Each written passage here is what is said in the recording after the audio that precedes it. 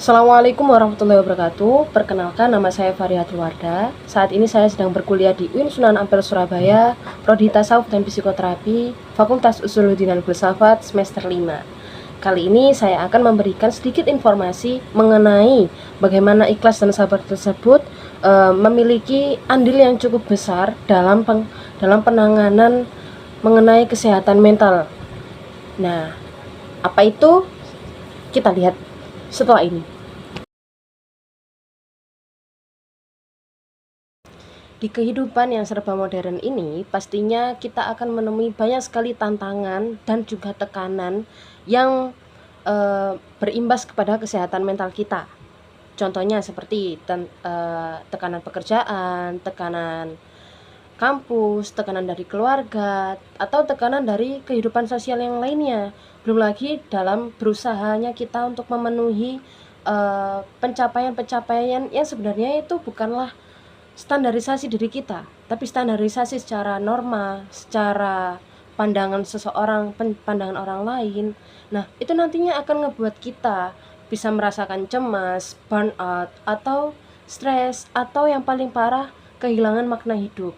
Nah, lalu kalau misalkan kita udah kehilangan makna hidup, gimana sih caranya kita itu membalikkan untuk menguatkan nilai-nilai yang terkandung dalam diri kita, agar kita itu nggak stres, nggak burnout atau gimana, atau mengalami gangguan kesehatan psikologis yang lainnya.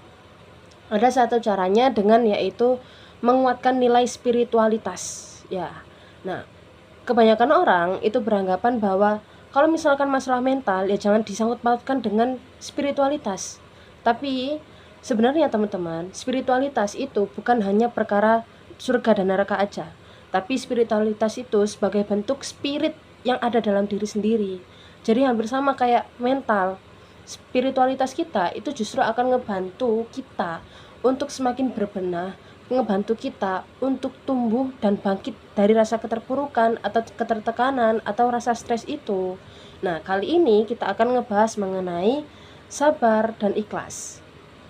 Jadi bagaimana nilai-nilai spiritualitas seperti sabar dan ikhlas itu akan membantu kita bangkit, akan membuat kita terbebas dari rasa stres dan membuat kita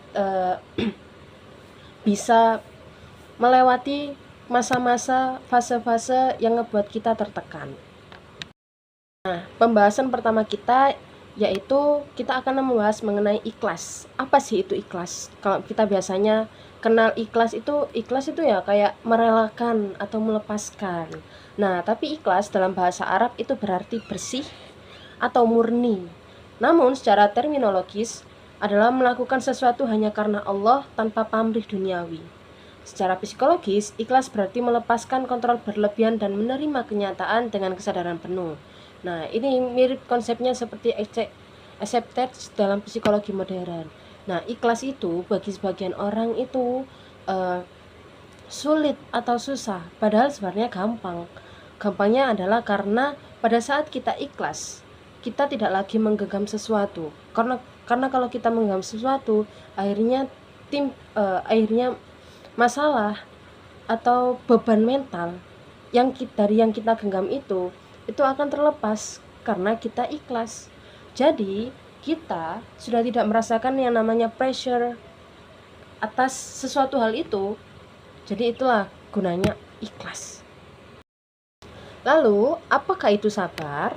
Nah, secara etimologis berasal dari kata sabaro yang berarti menahan diri. Secara terminologis adalah kemampuan mengendalikan diri dalam menghadapi ujian dengan tetap taat kepada nilai kebaikan. Jadi di mana teman-teman ngadapin ujian kayak gagal dalam skripsi, gagal dalam perlombaan, gagal dalam rencana yang sudah teman-teman rencanakan secara matang. Begitu kalian sabar, akhirnya kegagalan, beban yang teman-teman pikul itu nanti akan kerasa ringan. Dan teman-teman akan bisa bangkit secara lebih mudah daripada teman-teman selalu menekan dirinya dengan kata aku gagal, aku salah, aku tidak becus, aku begini. Segala kata-kata negatif itu ditujukan kepada diri sendiri. Tapi dengan adanya sabar, teman-teman akan bisa bertumbuh dan berkembang dengan lebih baik, dengan lebih ringan, hanya dengan sabar. Nah, sabar itu sebenarnya sulit ya. Kalau aku pribadi ngerasain sabar itu sulit, tapi dengan cara kita melepaskan sifat kepemilikan itu, nantinya itu akan sangat-sangat mudah, teman-teman. Lalu, sabar secara psikologis mencerminkan seperti self-regulation dan resilience, yaitu kemampuan menjaga keseimbangan emosi di tengah tekanan. Nah, teman-teman, kalau misalkan teman-teman udah pernah lihat videoku yang tentang self-resilience, bisa komen di bawah. Ya, nanti teman-teman bisa cek sendiri videoku mengenai self-resilience. Di situ udah aku jelasin ya. Nah, sekarang apa sih hubungan ikhlas dengan kesehatan psikis? Kan ikhlas sama sabar itu adalah nilai-nilai spiritualitas. Sementara kesehatan psikis itu ada dalam diri. Nah, apa? Ya, jadi ikhlas itu akan membantu individu melepaskan ekspektasi yang berlebihan dan mengurangi stres akibat hasil yang tidak sesuai harapan. Jadi, kalau misalkan kamu mendapatkan sebuah harapan yang besar, kamu juga harus berani untuk menyiapkan ruang untuk ikhlas, menyiapkan ruang untuk melepaskan. Itu ikhlas. Nah, orang yang ikhlas lebih mampu mengatur emosi, berpikir jernih, dan merasa cukup. Karena apa? Karena ikhlas itu, ya namanya ikhlas, sabar, dan segalanya itu datangnya dari pengalaman secara bertahap, nggak bisa langsung nggak bisa. Nah, dalam psikologi modern, ikhlas itu mirip dengan konsep accepted dan commitment terapi, ACT. Nanti teman-teman bisa cari sendiri ya ACT itu apa. Nah, ciri-ciri orang yang ikhlas adalah dia wajahnya berseri-seri dan juga selalu bahagia, tanpa beban. Terlihat seperti tanpa beban, karena mereka berjalan di dunia ini dengan tanpa tekanan. Semua dia ikhlas, entah itu kehilangan, dia ikhlas atas kehilangan, dia ikhlas mendapatkan sebuah ujian tersebut, dia ikhlas mendapatkan tantangan tersebut, dia ikhlas sakit, dia ikhlas diberikan sakit, dia juga ikhlas kalau misalkan dia disukseskan, dia dibahagiakan oleh Tuhan Yang Maha Esa.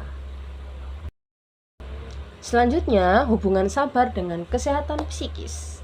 Sabar itu menumbuhkan daya tahan mental. Nah, orang yang sabar cenderung akan lebih tenang dalam menghadapi kegagalan, kehilangan, maupun konflik sosial. Secara dalam psikologi positif, kesabaran sejalan dengan konsep grit dan emotional regulation. Nah, orang yang sabar itu hatinya tenang. Nah, orang yang tenang bisa berpikir dengan baik, bisa berpikir dengan logis, tidak mengedepankan emosinya.